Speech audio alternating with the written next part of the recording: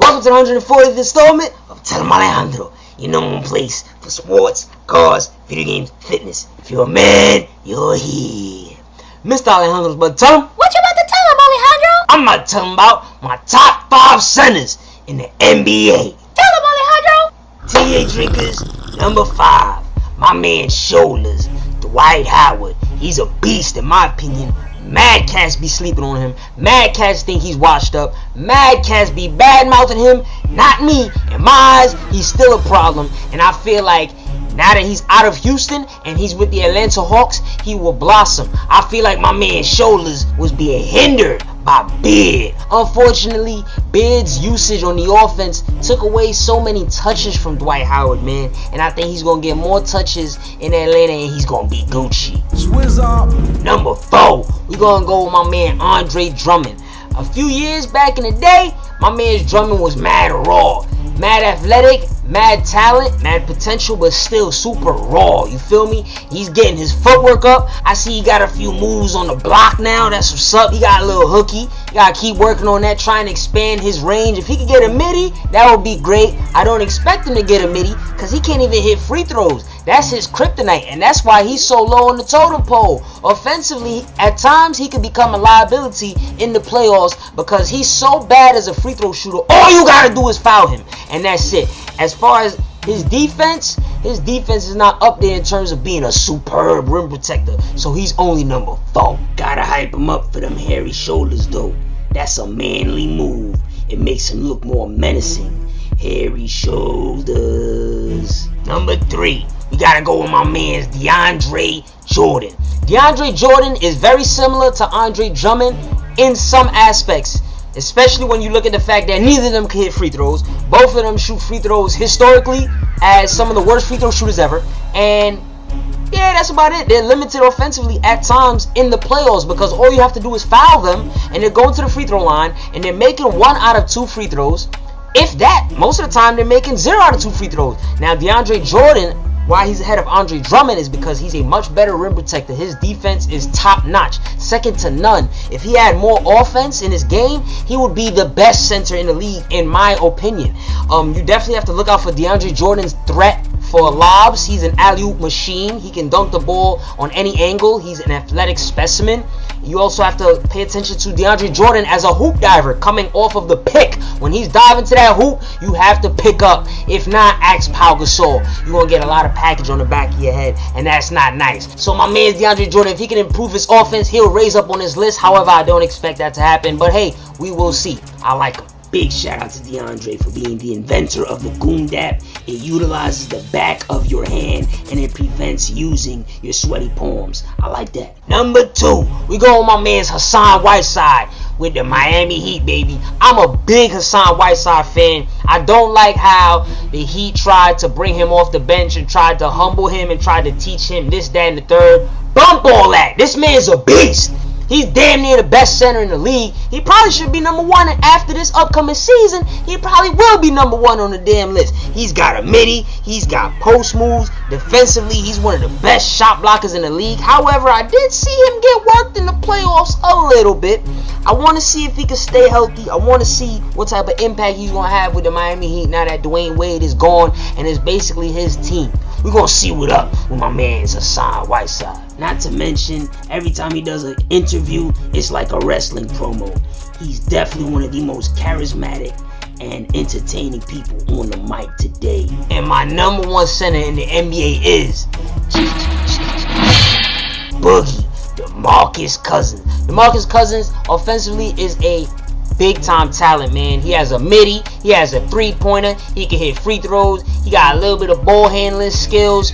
Defensively, he needs to improve, and in general, I feel like Cousins needs to mature, and that is why his team is not winning a lot of games, and that's also why they're not making the playoffs. Combined with the fact that the team does not have a lot of talent built around him, that's the organization's fault. They got to improve that. However, I feel like because he needs to become a better leader. I'm expecting him to become a better leader because he just played on the Olympic team. And if you've seen my Olympic episodes, you will know I feel like whenever I see players go and play in the Olympics, because they're surrounded by so many great players, they end up having a great season and improving in general. So Boogie, I expect to see your maturity increase, and I expect to see some wins, man. Here's a few noteworthy goons that did not make the top 5, but like I said, they're noteworthy goons. Let's start off with my Dominican mans, Al Horford. He just changed teams. I expect to see some good stuff with his new team, the Boston Celtics. The Celtics are a team that's on the come up. So now we're going to see, now that they got Al Horford, if they can make some moves and flex. I was just flexing on my ex. Next up, we got my man's Pau Gasol. He's a vet, man.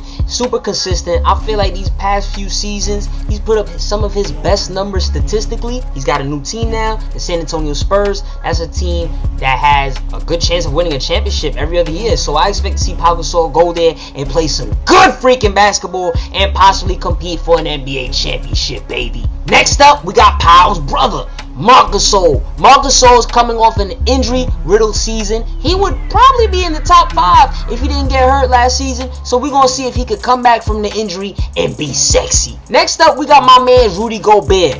Rudy Gobert has to get shown some love, man. I like his game. Big-time shot blocker. I feel like nobody really looks at him because he plays with the Utah Jazz. But we're going to see what up this upcoming season, man. Possibly slide up in the playoffs low-key and try and make a name for himself. Next up, we got to talk about one of my favorite goons in the league, Steven Adams. Look at him. He's hideous. I love it. And it also fits his game. One of the top 5 goon defenders in my opinion. Absolutely love Steven Adams. One of my favorite players. He plays alongside my actual favorite player, Russell Westbrook. And I love the fact that somebody like a Westbrook has somebody like an Adams next to him.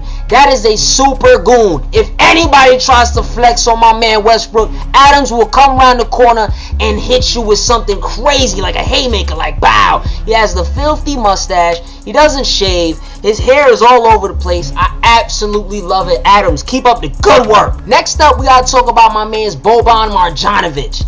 I discovered this dude by playing NBA 2K. One day I was using the San Antonio Spurs, ended up putting Tim Duncan on the bench, brought Boban off the bench, and I was like, whoa, this dude's like 7'3", 7'4". He's ugly as hell. He looks like an ogre, and he got a little mini. I was like, whoa. Now he's with the Detroit Pistons. He's going to be backing up Andre Drummond. So we're going to see what up, man. He's from Serbia. I expect him to put his country on the map. And last but certainly not least, we got to show some love because this is his Em Alejandro debut.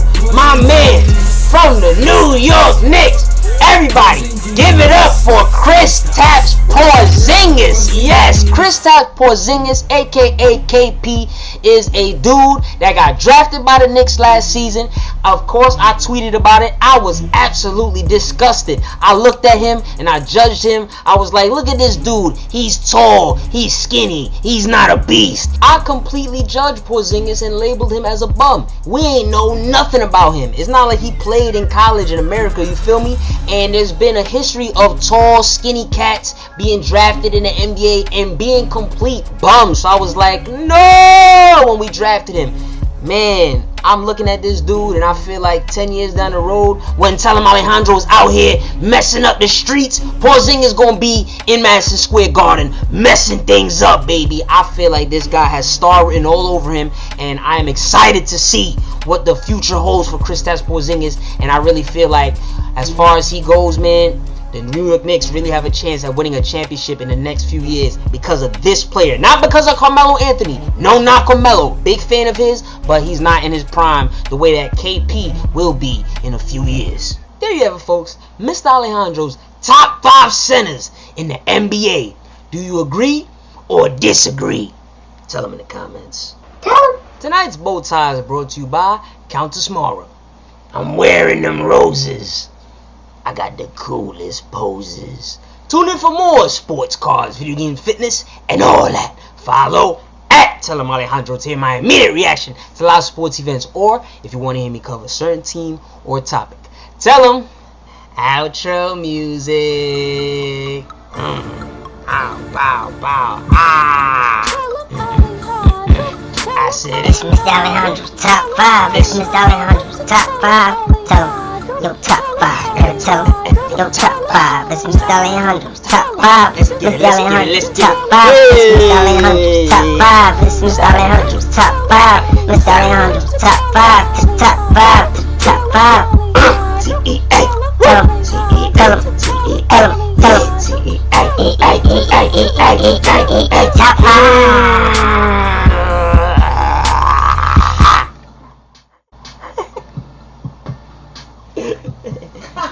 That was good, right?